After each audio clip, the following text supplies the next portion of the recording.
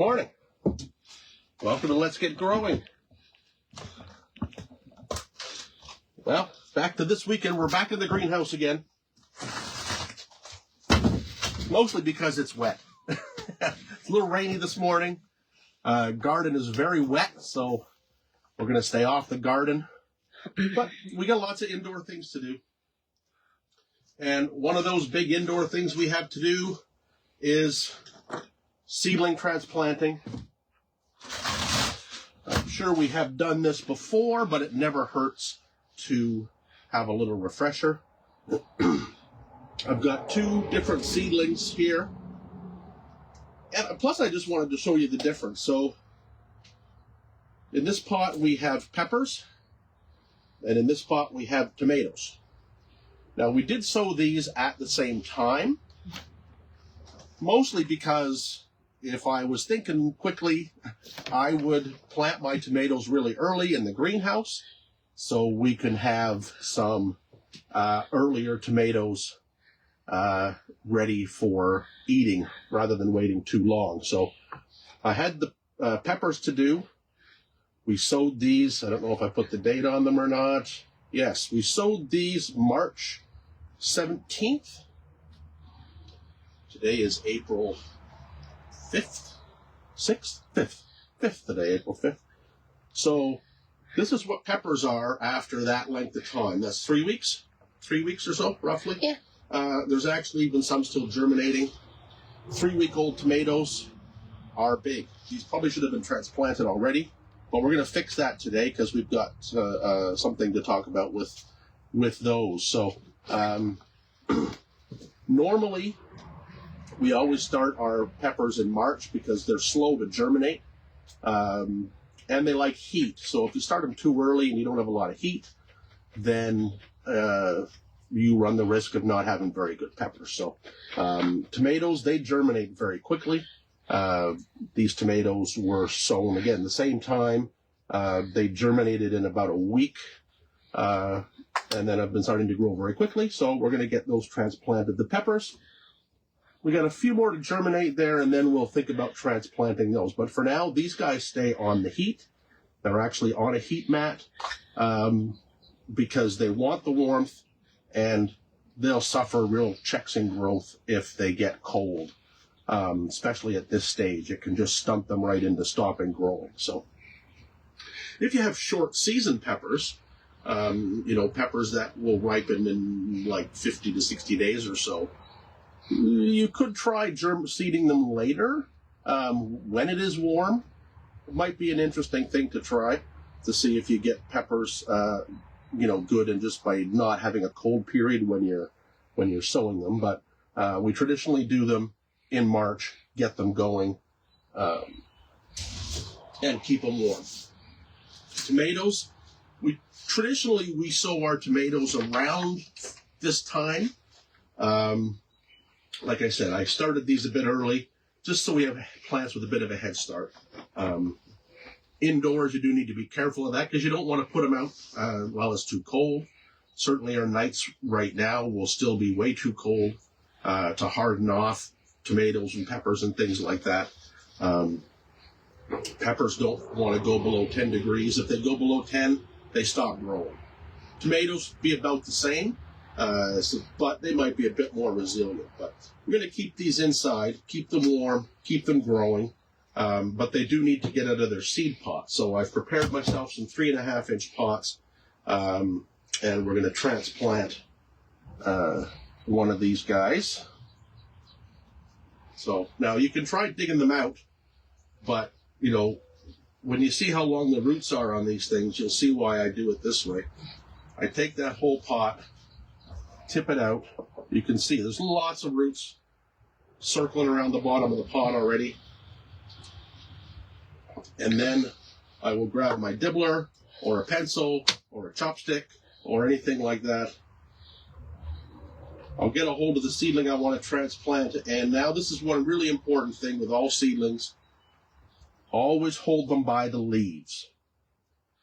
Most important thing with seedlings, hold them by a leaf. If a leaf breaks, more leaves will grow. If you pick them up by holding them by the stem, which seems more instinctive, but if you grab them by the stem, even with a gentle lift, you run the risk of crushing that stem and permanently damaging the seedling. Because if you grab this here, nothing's going to grow from underneath. It's probably just going to lean over and die. Okay? So we're going to grab a leaf. Then we're going to tease it out of the soil. And there we go. So there's our seedling. You can see how tall it is above ground. But look at the length of that root. The root is twice as long as the plant already.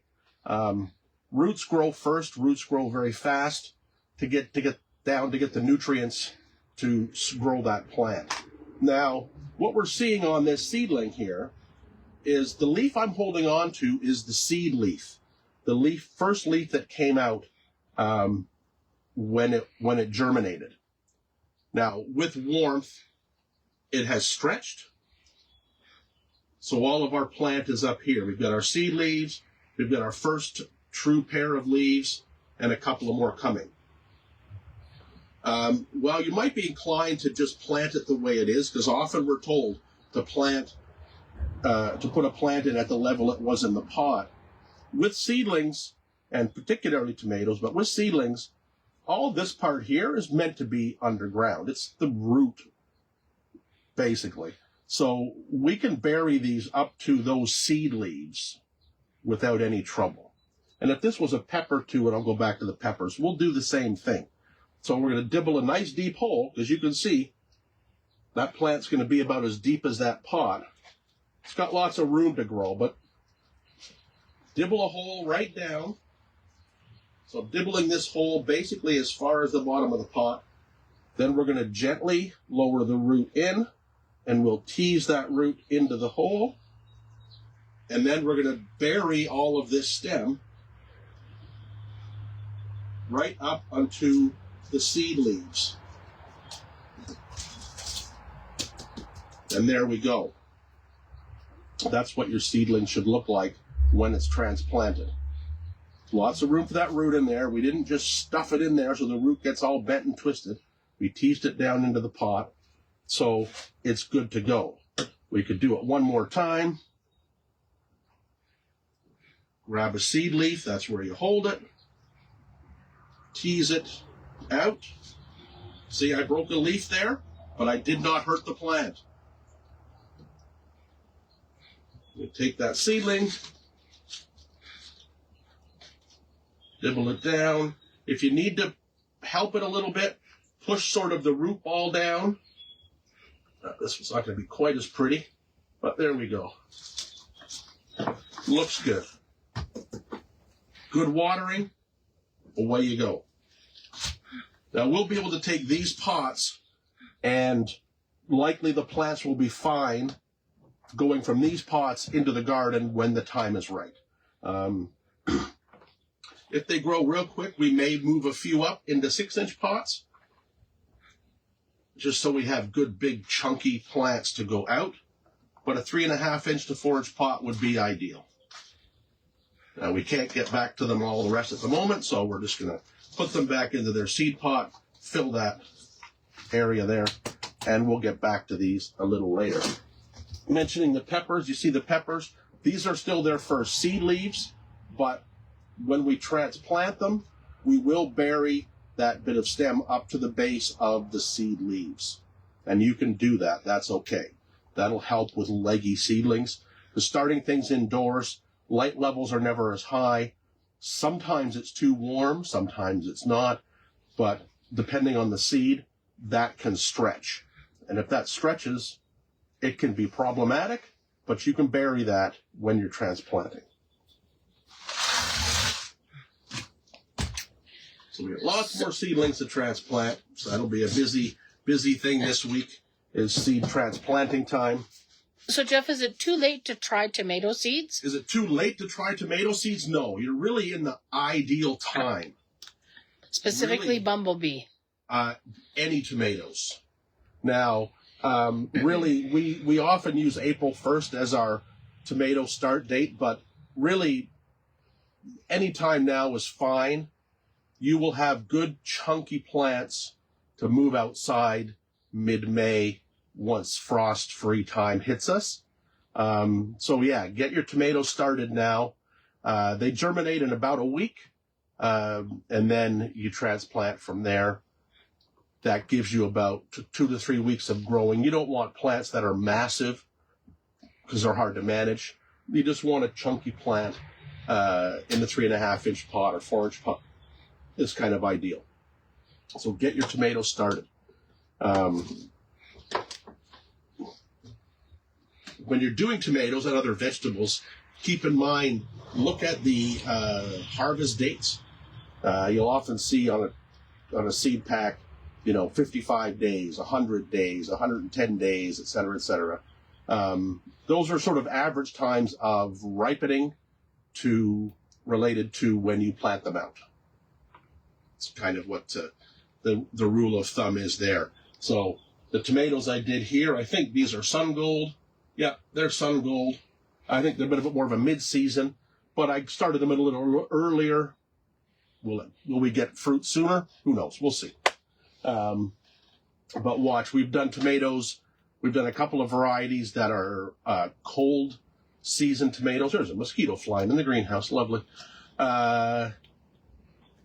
That are some really early tomatoes that are like 55 days, and a couple that are later. So it's always a good idea to mix your tomatoes up a little bit in the length to ripening days, so you have tomatoes all through the season. Anyway, enough about tomatoes. We have another seed question before we start. Question, absolutely. Michelle just purchased blue columbine seeds. Okay. Should they be started indoors, or is it better to sow outside?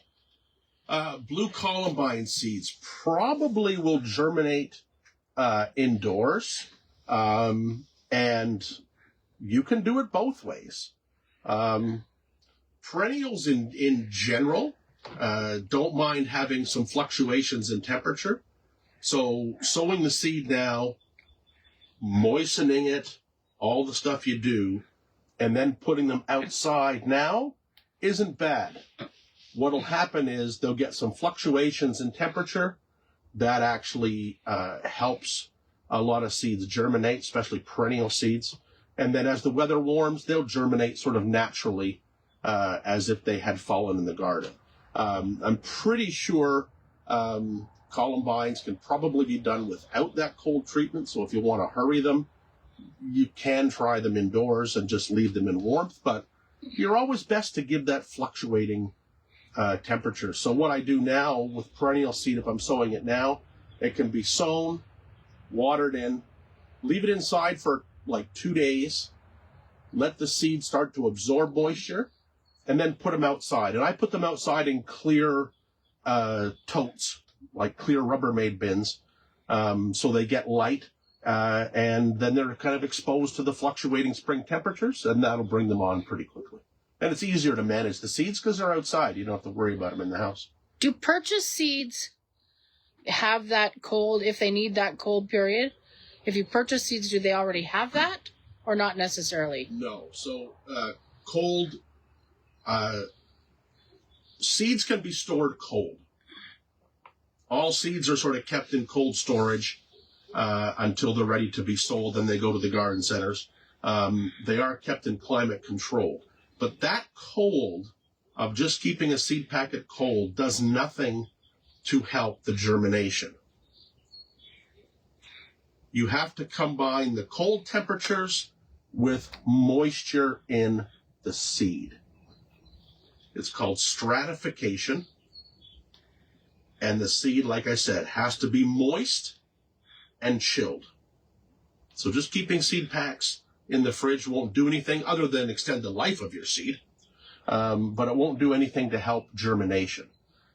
Sometimes you hear, oh, just put the seed packs in the fridge or freeze them for a few weeks and bring them out and then sow them, and that's fine. No, doesn't work that way.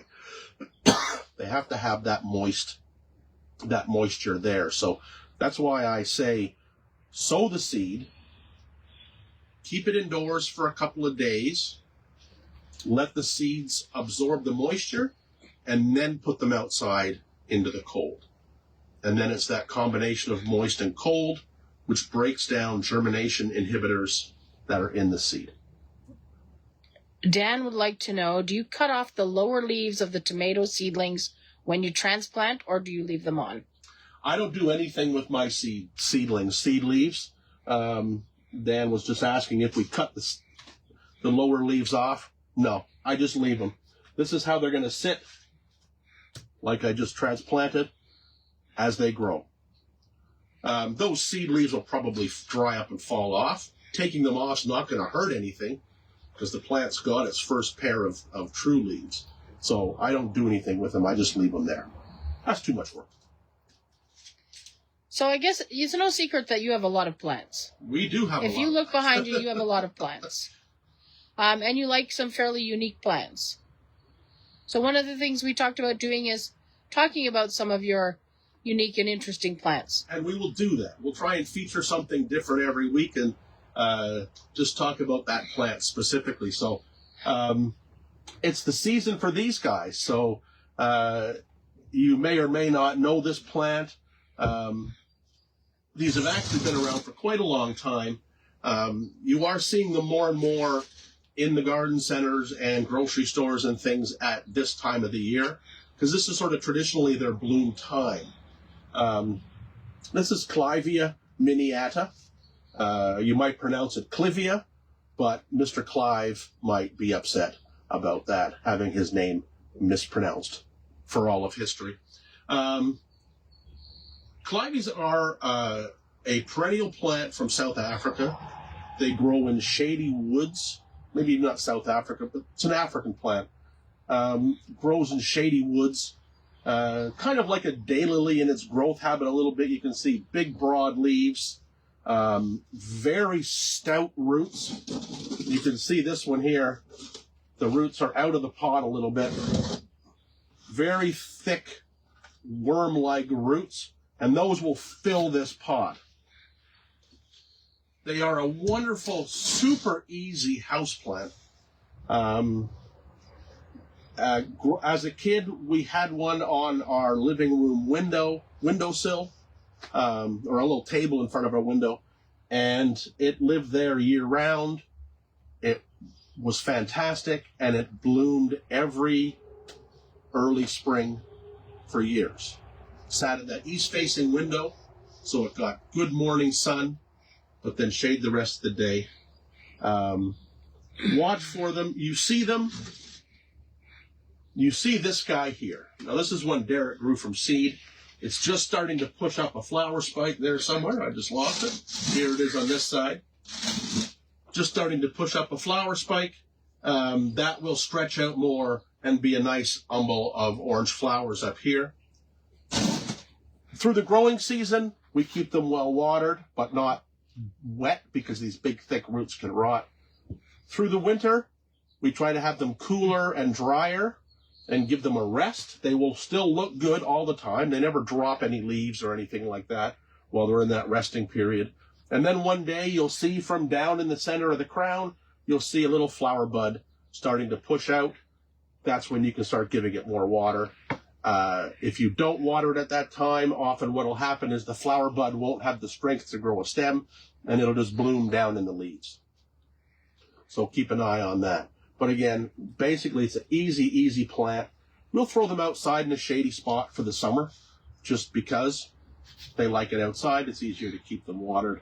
And there was a lull there. We didn't see them much for a while, but now we're seeing lots of them again, available in the stores. And it's a good one because they just keep getting better every year. You might not see that one in the stores very often. You might not see this one in the stores, because Clivias in warmer places have a real cult following.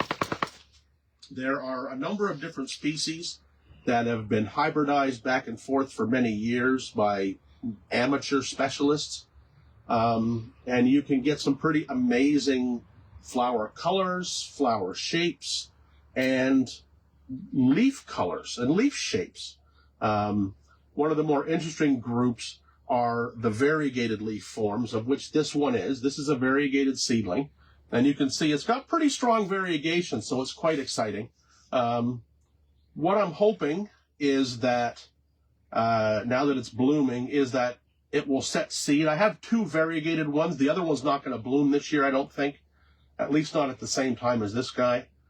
But you can grow them from seed, and you take fresh seed right off the plant after the seed is ripe, which takes a long time, and grow up from seed. And if the seed pods are striped, and we'll look back later and we'll see this just coming into bloom. If the seed pods are striped, then you run a good chance of your seedlings being striped, which is cool. This is a striped seedling. This actually was sown in 2021. So this is a 5-year-old.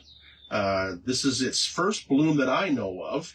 I was given this plant maybe 2 years ago now. And I think this is its first bloom. So that's really exciting. It looks like it's going to be sort of similar to our standard orange, this guy here, although it might have some lighter shades in the middle, hard to say yet. But any Clivia flower is beautiful.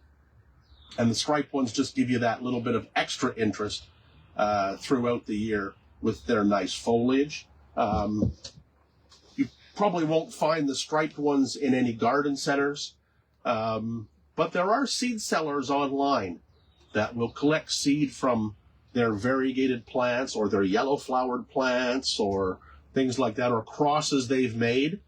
And you never know what you're going to get, but they'll always show you the 2 parents that they made the cross with, so you'll sort of have an idea what you might get. So the Clivias are a lot of fun, a super easygoing plant, outdoors in the shade for the summer, indoors in bright, but they don't need direct sunlight, a drier winter rest, and then you get early spring bloom. I'm not sure what Cheryl's question is, because she tried to get pictures to load, but Okay. She has a geranium with variegated leaves, light green with white trim, pink flowers, and it only grows to maximum 8 inches high. Okay, so fancy leaf geraniums, of what that group is called, the ones with variegated foliage or gold foliage or gold and copper foliage, they're sort of grouped into the fancy leaf type.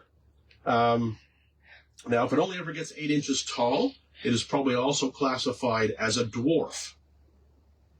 And within the world of pelargoniums or geraniums, there are standard size plants, there are dwarf plants, there are miniatures, there are micro miniatures.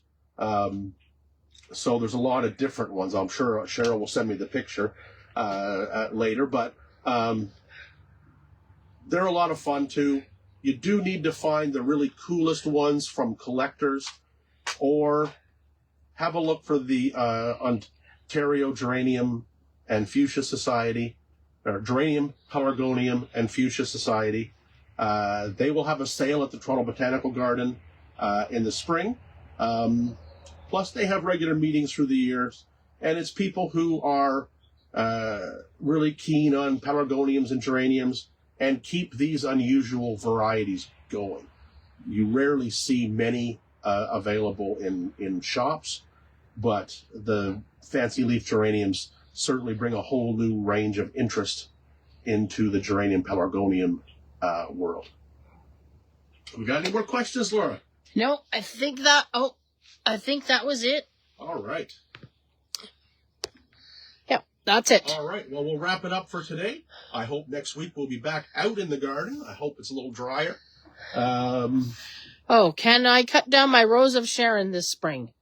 Rosalind would like to know. Cutting down a Rose of Sharon. Yeah, we had this question on the radio yesterday, too. Spring is the time to prune a Rose of Sharon. Absolutely. They flower on new growth. So whatever grows from now till summer is what they'll bloom on. So now is the time to do your Rose of Sharon pruning.